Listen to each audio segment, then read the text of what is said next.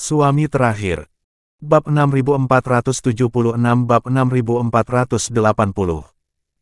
Bab 6476. Pada saat ini, Nuliha mundur selangkah, bersandar di pilar dan menghela nafas lega. Sial, orang tua ini akhirnya mati. Untungnya saya membuatnya benar-benar marah, membuatnya kehilangan akal dan menjadi gila. Jika tidak, pada akhirnya, siapa yang menang dan siapa yang kalah sangat sulit diprediksi. Kemudian, Nuliha mengerutkan kening dan mulai memikirkan apa yang harus dilakukan selanjutnya. Kematian tragis Raja Han bukanlah masalah kecil. Jika masalah ini dipublikasikan, dia akan menjadi pendosa besar orang Hu. Saya khawatir jika dia berlari ke ujung bumi, dia tidak akan bisa melarikan diri dari kejaran orang Hu. Jadi, harus ada cara jitu untuk melakukannya. Raja Han. Selir Yu di sebelahnya juga pucat dan pikirannya kosong. Dia tidak bisa menahan diri untuk berteriak dan berjalan perlahan ke arah Raja Han. Pada saat ini, Selir Yu benar-benar ketakutan. Dia tidak percaya bahwa Raja Han akan mati seperti ini. Detik berikutnya, Selir Yu mengulurkan tangan batu gioknya dan dengan lembut meletakkannya di antara lubang hidung Raja Han. Pada saat itu, dia tidak bisa merasakan napas sedikit pun, dan tiba-tiba tubuhnya yang halus bergetar dan dia jatuh ke tanah, wajahnya pucat.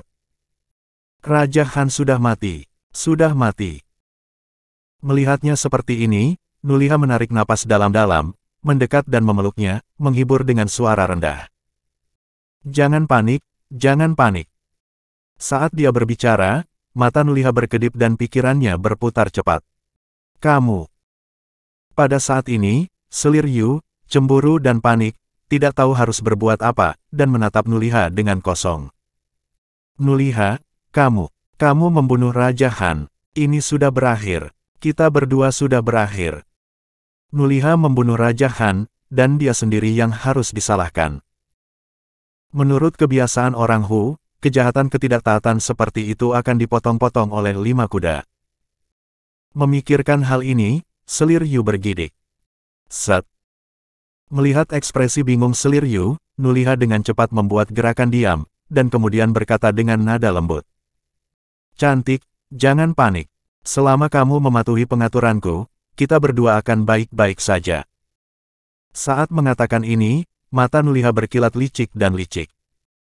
Ya, Nuliha sudah memikirkan solusinya. Benarkah? Mendengar ini, Selir Yu memandang Nuliha dengan bingung. Bagaimana kamu mengaturnya? Raja Han meninggal di kamar saya, dan saya tidak bisa menyingkirkan kejahatan itu. Saat mengatakan itu, Selir Yu sangat ketakutan sehingga dia menangis. Nuliha menghiburnya dengan lembut lagi, dan akhirnya berkata dengan serius. Ingat, Raja Han tidak dibunuh oleh kita, tetapi seorang pembunuh. Pembunuh itu membunuh Raja Han, apakah kamu mengerti? Baru saja Nuliha memikirkannya, dan akhirnya mengarang seorang pembunuh. Pembunuh. Pada saat ini, Selir Yu tertegun untuk sementara waktu.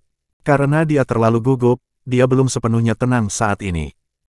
Pada saat ini, Nuliha melanjutkan.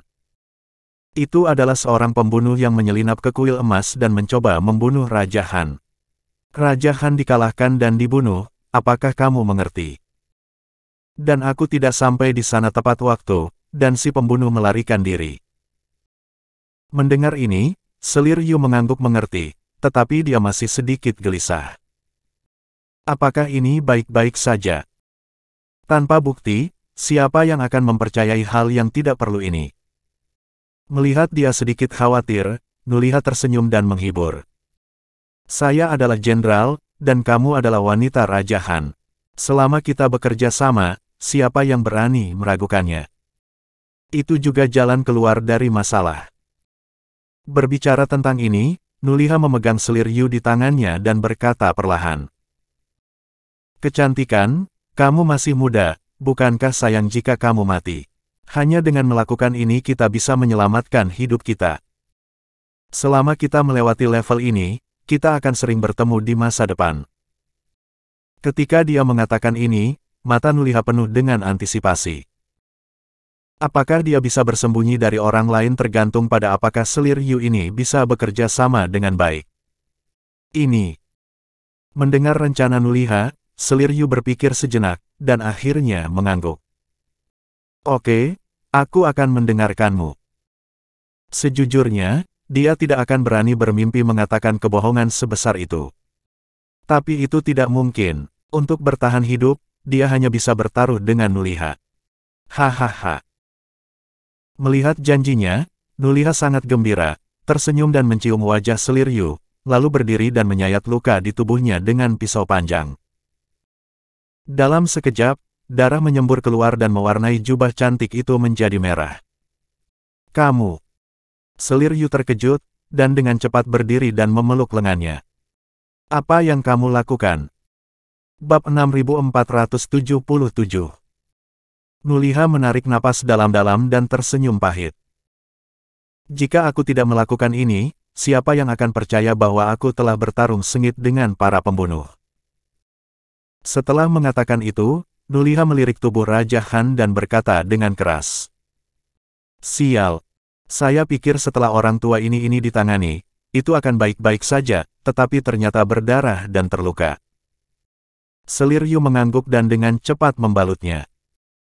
Pada saat ini, Nuliha melihat ke langit di luar, dan berkata kepada selir Yu.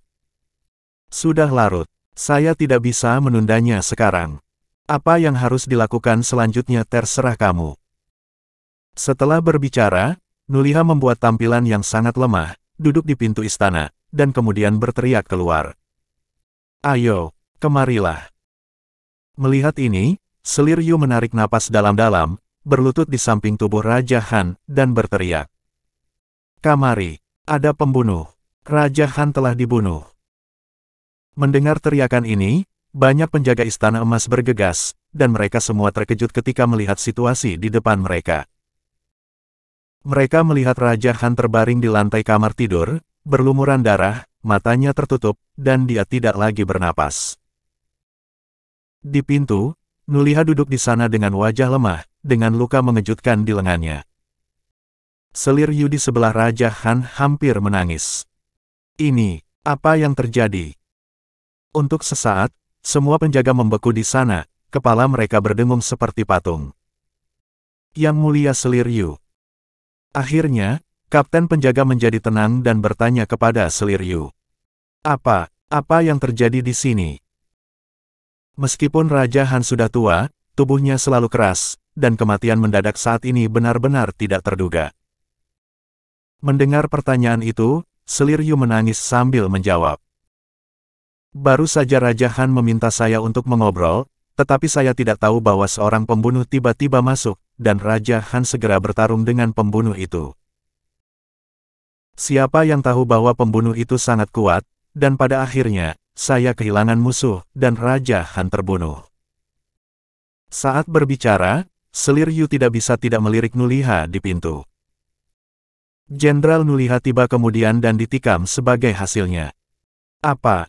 Apakah ada hal seperti itu? Mendengar narasi selir Yu, kapten dan penjaga yang hadir diam-diam terkejut.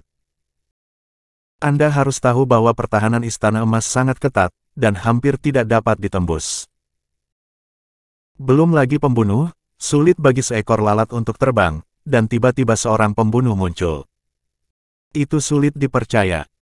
Ragu dalam hati, mata semua orang tertuju pada Nuliha. Nuliha menarik napas dalam-dalam dan berkata dengan lemah. Pria itu menutupi wajahnya, dan dia sangat kuat. Aku melawannya lebih dari 10 gerakan sebelum aku dipukul keras olehnya. Setelah mengatakan itu, Nuliha memandangi tubuh Raja Han dan memeras beberapa air mata. Itu semua tidak berguna bagiku, aku terlambat, aku tidak bisa menjaga Raja Han tetap aman. Di permukaan, dia berpura-pura menangis, tetapi Nuliha diam-diam mengamati reaksi para penjaga.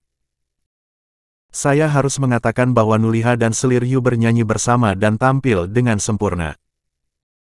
Kapten penjaga tidak lagi ragu, dan berkata dengan sungguh-sungguh. Jenderal, bagaimana dengan pembunuhnya sekarang? Nuliha menunjuk ke satu arah. Laki-laki itu menyakitiku dan melarikan diri.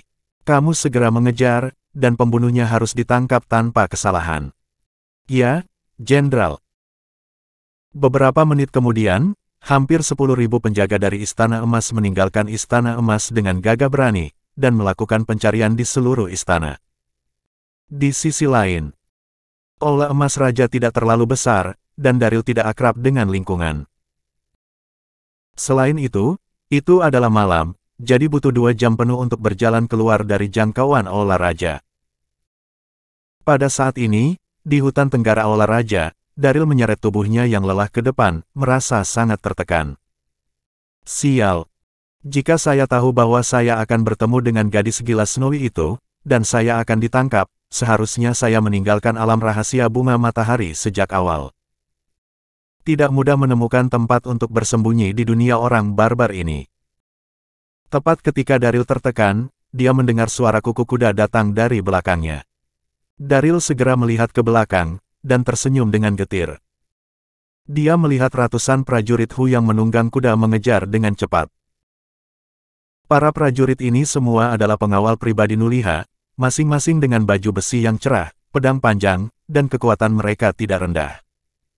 Bab 6478. Sial, itu datang begitu cepat. Daryl memarahi diam-diam dan ingin mencari tempat untuk bersembunyi, tetapi dia berjalan keluar dari hutan tidak jauh di depan. Di luar hutan ada padang rumput yang tak berujung, dan tidak ada tempat untuk bersembunyi. Di depan. Itu dia, itu orangnya. Cepat dan tangkap. Pada saat ini, ratusan tentara Hu juga menemukan Daryl, berteriak keras satu persatu, mendesak kuda mereka untuk mengejarnya. Pada saat ini, Daryl, luka cambuk baru saja sembuh, dan kekuatannya belum pulih, dan mereka dengan cepat menyusul. Pada saat ini, setelah mengelilingi Daryl, prajurit terkemuka berteriak pada Daryl dengan ekspresi ganas. Kamu terlalu berani. Berani menyelinap menyerang kami dan melarikan diri, sekarang kita akan melihat kemana kamu lari. Para prajurit di sekitarnya juga menatap Daryl dengan dingin, mengepalkan pedang panjang mereka dan berteriak. Kembalilah bersama kami dengan patuh, dan hindari rasa sakit dari daging dan darah. Sial, benar-benar bisa lari. Berlutut dan ditangkap dengan patuh. Menghadapi situasi di depannya, Daryl tidak panik sama sekali, tetapi menghela nafas dan tersenyum pahit. Tuan, saya hanya orang biasa, dan saya tidak tahu formasi yang tak tertandingi sama sekali. Jenderal Anda sangat menghargai saya. Anda harus memaafkan orang dan memaafkan saya, dan harus melepaskan saya. Saat berbicara, Daryl terlihat tulus. Sejujurnya, Daryl tidak ingin terlalu rendah hati, tetapi itu tidak mungkin. Sekarang kekuatannya belum pulih, dan dia berada di dunia lain, lebih baik untuk tidak menonjolkan diri. Namun, para prajurit yang hadir tidak memakan set ini sama sekali. Berhenti bicara omong kosong. Pada saat ini, seorang prajurit mengacungkan pisau panjang dan berkata dengan dingin kepada Daryl. Gindas tanganmu lagi, buat kepalamu jatuh ke tanah, dan cepat berlutut dan ditangkap dengan patuh. Begitu suara itu jatuh, prajurit lain turun dan berjalan menuju Daryl dengan tali, siap untuk mengikatnya.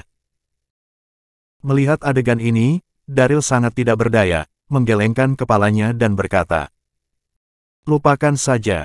Aku ingin menyelamatkan hidupmu, tapi sekarang sepertinya aku terlalu baik."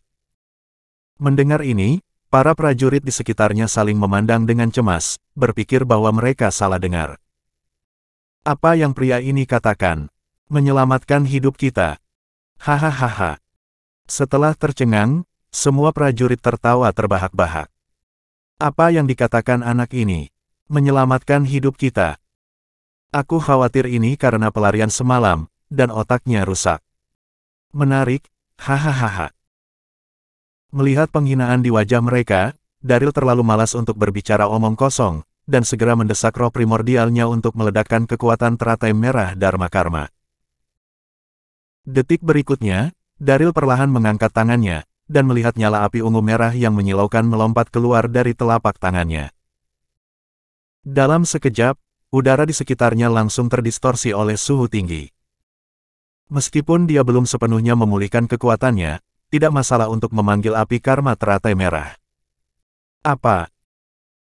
Pada saat ini, para prajurit yang hadir semuanya terkejut, mata mereka tertuju pada Daryl, penuh dengan tulisan yang luar biasa.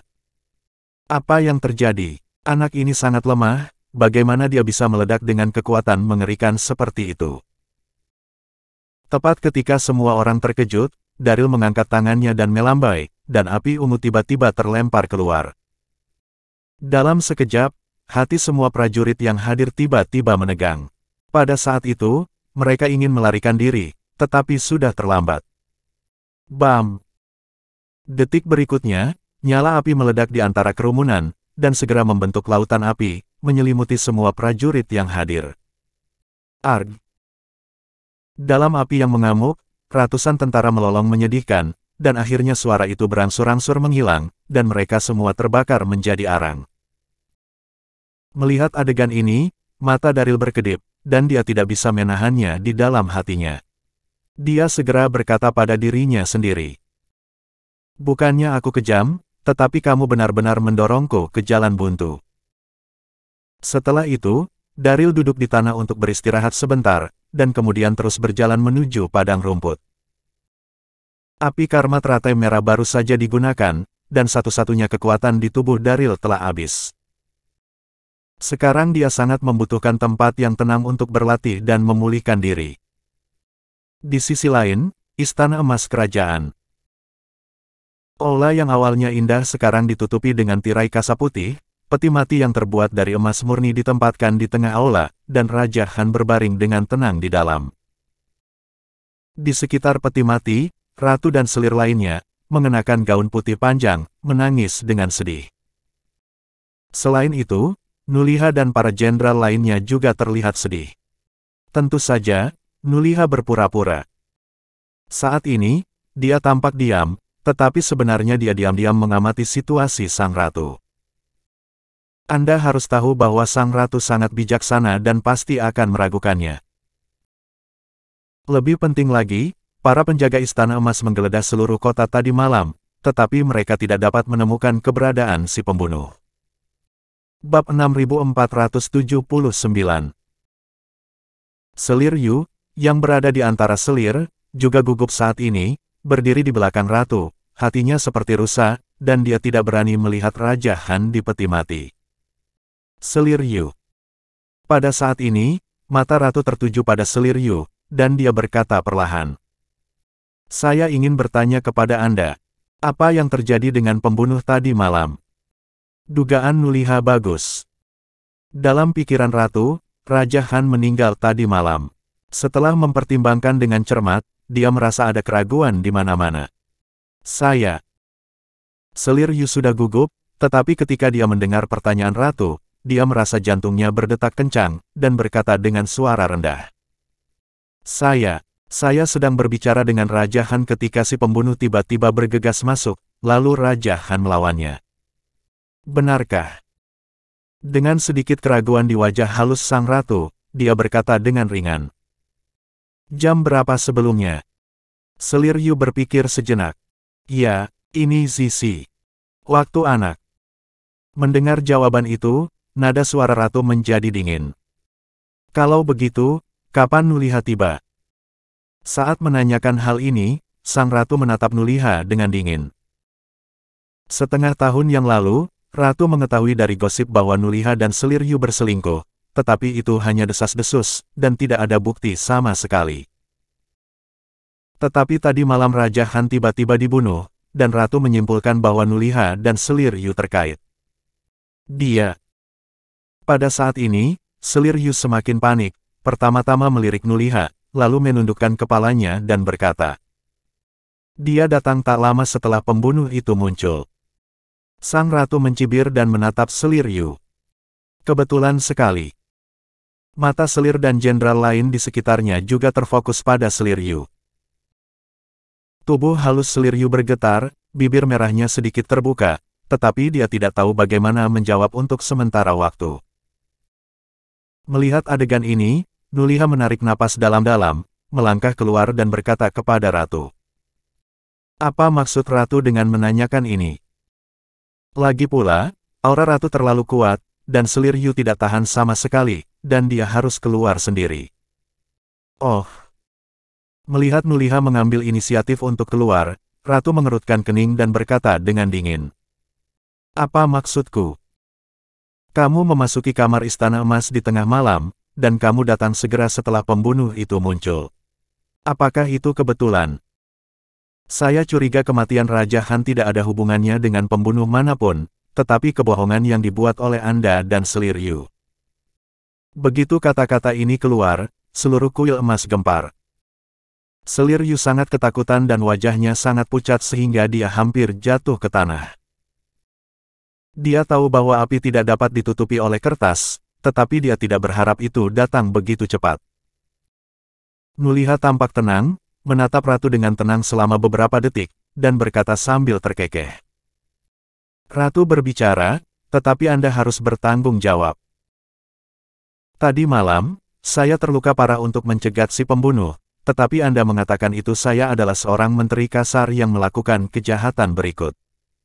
Baiklah, kamu bilang aku berbohong kepada selir Yu, bukti apa yang kamu miliki?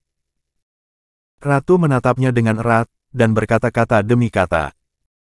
Buktinya akan ditemukan cepat atau lambat. Saya curiga sekarang bahwa pembunuh itu diatur oleh Anda. Datang ke sini, kalahkan Nuliha dan selir Yu, dan tunggu Raja Han dikuburkan. Kata-kata itu jatuh, dan beberapa penjaga dari Istana Emas berjalan dengan cepat, dan mereka akan menjatuhkan Nuliha dan selir Yu. Menghadapi situasi ini, selir Yu sangat ketakutan sehingga dia kehilangan keberanian untuk berbicara. Tunggu. Melihat penjaga yang mendekat, Nuliha mencibir dan berkata kepada ratu. Kamu tidak punya bukti, jadi kamu ingin menangkapku. Kamu sangat tidak sabar, sepertinya kamu yang paling mencurigakan. Apa maksudmu? Ratu mengerutkan kening. Nuliha ini benar-benar berani, dan dia berani bersikap kasar padaku tanpa membuat alasan untuk membunuh Raja Han. Merasakan kemarahan sang ratu, Nuliha sama sekali tidak panik, dan berkata pelan. Saya, Nuliha, tegak, bertindak tegak, berdiri tegak, dan selalu memperhatikan bukti. Dengan mengatakan itu, Nuliha mengeluarkan sesuatu dari tangannya dan berkata kepada orang-orang di sekitarnya. Ketika aku melawan pembunuh tadi malam, sesuatu jatuh dari pembunuh itu. Ratu seharusnya mengetahuinya. Mereka melihat Nuliha sedang memegang jepit rambut halus dengan benang emas yang dililitkan dalam bentuk burung, itu adalah milik sang ratu. Apa? Melihat jepit rambut, wajah cantik ratu terkejut. Bab 6480. Jepit rambut ini tentu tidak asing lagi bagi sang ratu, yang diberikan oleh Raja Han saat ia dikanonisasi sebagai ratu 10 tahun lalu. Ini sangat berarti, sehingga ratu biasanya memakainya dengan enggan dan menyimpannya di kotak harta karun. Tak disangka, saat itu diambil oleh Nuliha. Ini. Apa yang sedang terjadi? Pada saat ini, semua orang di sekitar mereka juga tampak rumit, menatap jepit rambut di tangan Nuliha dan berbicara dengan suara rendah. Bukankah ini hosta ratu? Ya, bagaimana bisa di tangan Nuliha?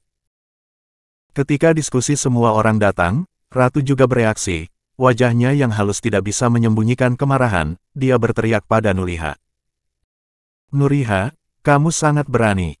Kamu mencuri hosta saya dan berani memfitnah. Sebelum dia bisa selesai berbicara, Nuliha menyelas sambil tertawa. Ratu.